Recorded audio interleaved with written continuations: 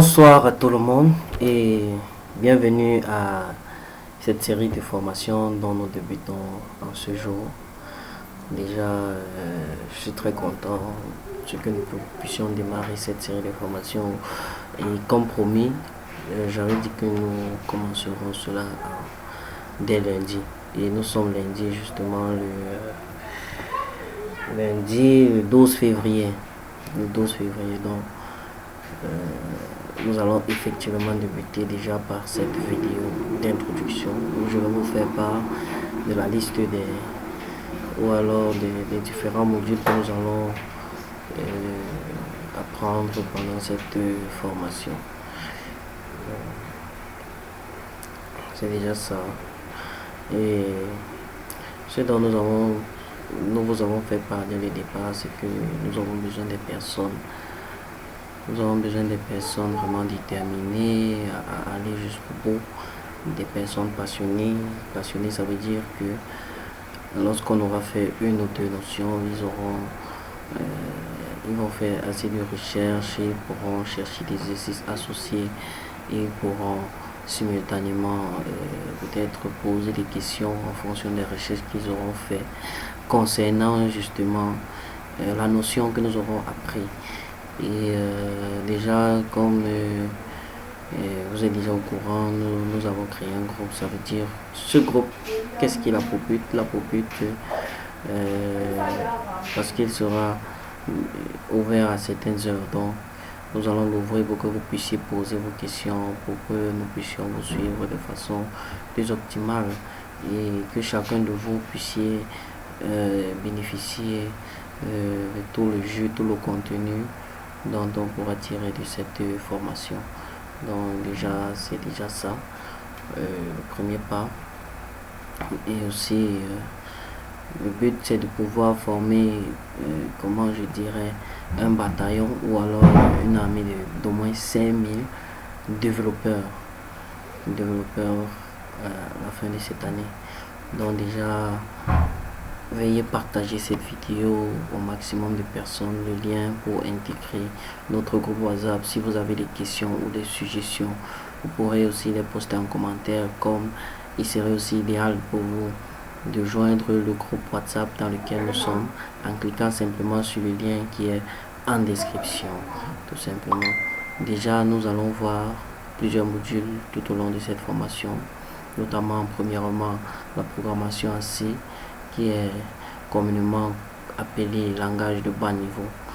Et cela, nous sommes obligés de le faire parce que il englobe la majorité des concepts dont nous aurons besoin pour attaquer des langages dits de haut niveau. Donc nous allons commencer justement par le langage de programmation C, afin que tous ceux, même des non-initiés, des personnes qui n'ont jamais fait l'informatique, des personnes qui ne connaissent rien, qui ont toujours été passionnées mais qui n'ont pas eu la possibilité d'intégrer de grandes écoles, de pouvoir justement se mettre à la page déjà à partir des bases et des bases sur l'informatique. Donc nous allons y aller pas à pas. Dès la séance prochaine, nous verrons déjà la déclaration de variable, la structure minimale d'un programme, etc. Et je vous invite vraiment à être concentré pendant que nous verrons ces notions. Peut-être de regarder une vidéo une ou deux fois si vous n'avez pas bien compris, et de mettre pause, peut-être de rentrer en arrière, de revenir, tout ça, jusqu'à ce que vous vous assurez d'avoir compris le minimum nécessaire. Et après cela, vous recevrez des exercices bien évidemment dans notre forum WhatsApp, et nous allons faire des corrections pour poser toutes les questions dont vous avez besoin. Toutes vos préoccupations seront répondues dans le groupe, dans le forum. Et si vous n'êtes pas encore dans le forum, je vous rappelle, le lien est en description, vous pourrez intégrer le forum. Après la programmation C, nous allons donc entrer dans ce qu'on appelle les langages de haut niveau, notamment Java, qui est un langage de programmation orienté objet, basé sur les objets. Ce sera un tout autre paradigme de programmation que nous verrons à partir du Java, ce qui va nous permettre de voir les concepts tels que les classes, la portée des variables, la portée des méthodes, voir des concepts tels que l'héritage, les interfaces, les classes abstraites, les méthodes statiques, les variables statiques, et ainsi de suite. Ce sera la modélisation numérique des objets qu'on retrouve dans la vie réelle. On pourra modéliser des personnes, on pourra modéliser des étudiants, on pourra modéliser même des véhicules. Tout objet qui est modélisable dans la vie réelle pourra être modélisé en langage de programmation orienté objet. Les attributs constitueront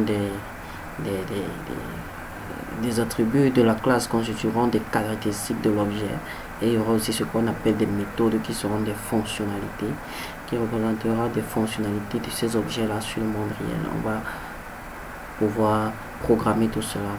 Après cela, nous allons voir aussi bien évidemment les bases de données, parce qu'à partir du langage de programmation Java orienté objet, nous verrons comment créer des applications qui interagissent avec des bases de données. Nous verrons des SGBD, des systèmes de gestion de bases de données tels que MySQL dans un premier temps, et après, pour ceux qui voudront approfondir, nous pourrons voir comment interagir avec une base de données Postgre, ainsi de suite. Il y en a plusieurs. Après cela, nous allons effectivement, puisque nous allons démarrer les projets réels proprement dit avec le Java, donc nous allons pousser ces projets, et cela nous va nous amener directement à avoir un outil formidable qui permet de versionner le code qu'on appelle Git,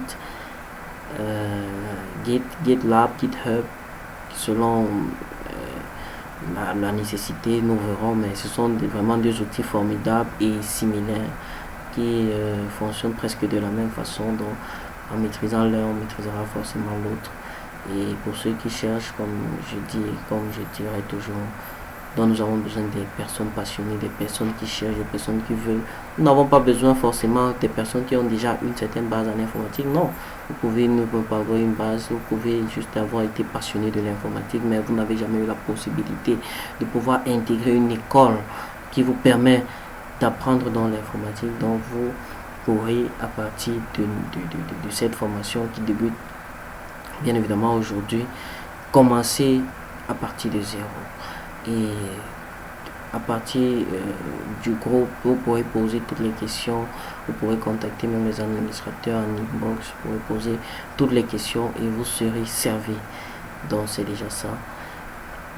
Après le langage de programmation Java, nous allons voir un framework basé sur le langage Java qui s'appelle Spring Boot. Spring Boot est un framework, encore je ne sais pas, des termes beaucoup plus bas pour décrire cela, mais en avançant vous comprendrez exactement ce que veut dire framework. C'est un outil de travail qui permet, je veux dire, qui a déjà une architecture bien définie, où l'on vient juste intégrer des composants pour pouvoir créer et personnaliser un système qui sera fonction des besoins fonctionnels de l'application dont on veut créer. Spring Boot donc est un framework basé sur le langage de programmation Java qui nous permet de créer des applications web. Des applications web qui pourront interagir avec des bases de données et qui nous permet aussi de créer des applications REST, des REST API, c'est-à-dire des API qui seront consommés par des applications front.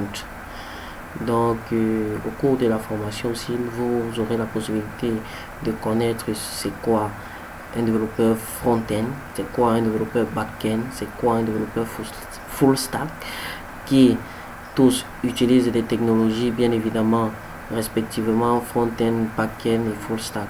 Donc Spring Boot peut faire du full stack, il peut aussi faire du back-end. Donc on peut l'utiliser uniquement pour créer ce qu'on appelle les API.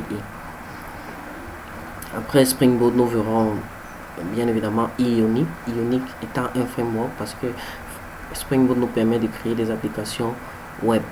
Ionic, lui, nous permettra de créer donc des applications mobiles.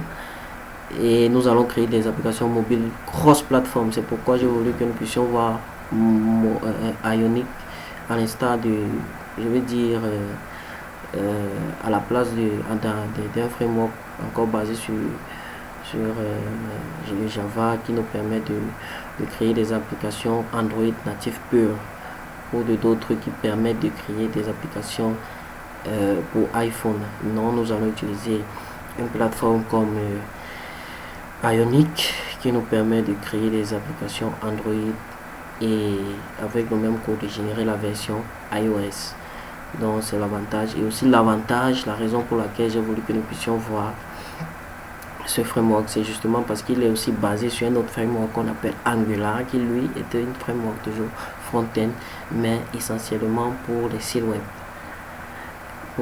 Donc en maîtrisant Ionic, ce sera comme une double compétence que vous aurez acquis, c'est-à-dire de pouvoir non seulement créer des applications basées sur le langage, sur le TypeScript, qui pourra vous aider à créer des applications mobiles cross-platform, et aussi avec des mêmes principes, des mêmes fonctionnalités, de créer des applications web front-end qui pourront donc consommer des applications back-end, ou alors des services fournis par des back-end. Et enfin, nous allons voir le langage Flutter. J'ai tenu à ce qu'on puisse voir ces différentes technologies parce que ce sont ceux qui sont généralement très demandés dans le monde de développement. Et le but étant de vous permettre aisément de permettre à ce que vous puissiez aisément vous insérer dans le milieu socio-professionnel du développement informatique, et aussi et surtout de vous auto-employer, parce que c'est aussi ça le développeur. Le développeur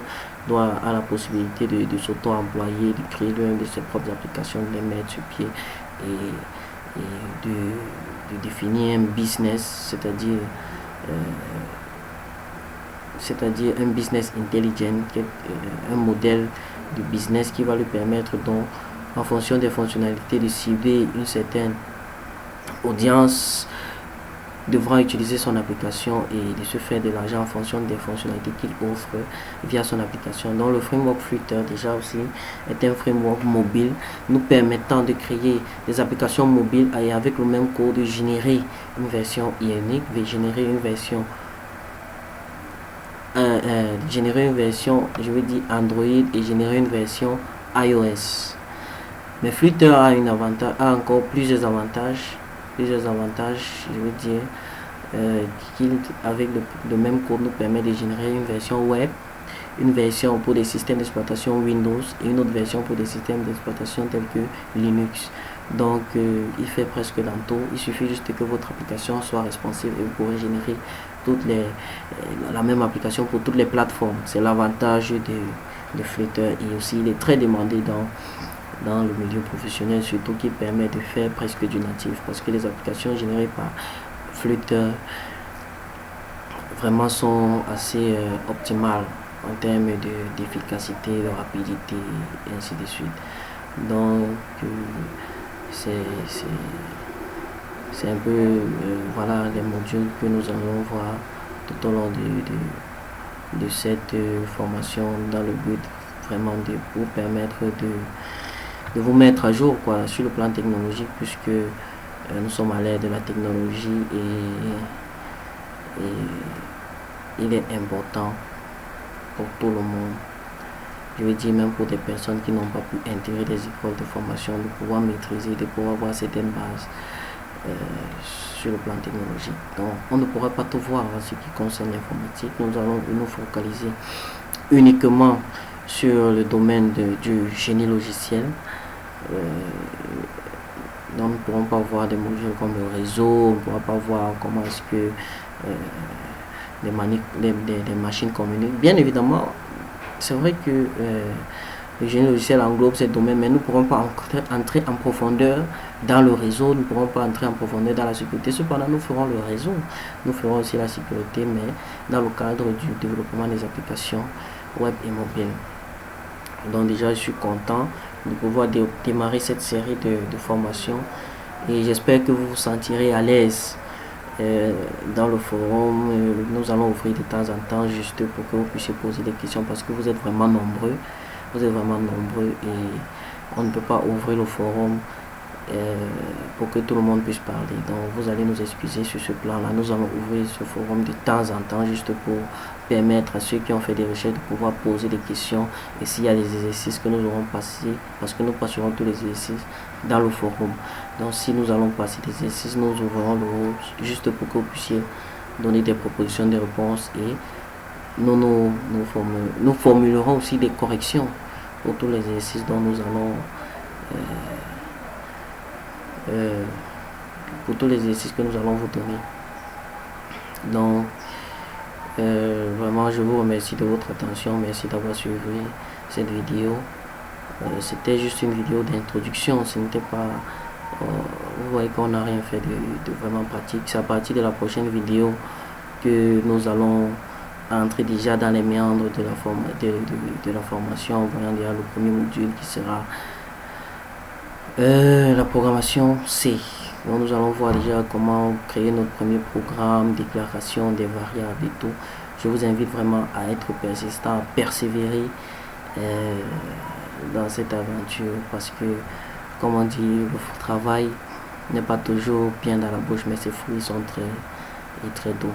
Donc je vous donne rendez-vous pour la prochaine vidéo où nous verrons déjà les bases de la programmation, nous verrons comment déjà attaquer. Donc je ne vous dirai pas des outils que nous allons utiliser, c'est à la formation prochaine que je vous dirai. Et vous allez suivre pas à pas et pouvoir installer l'outil qui va vous permettre de développer des langages de programmation assez bien.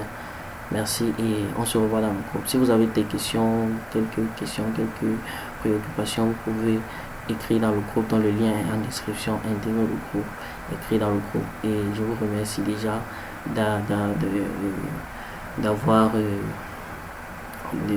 d'avoir accepté de continuer, de démarrer cette aventure, d'avoir accepté que nous puissions démarrer cette aventure ensemble. Et j'espère que, en fait, dans tous les cas, tout se passera bien et nous arriverons à nos fins. Dans le groupe, nous parlerons encore de beaucoup plus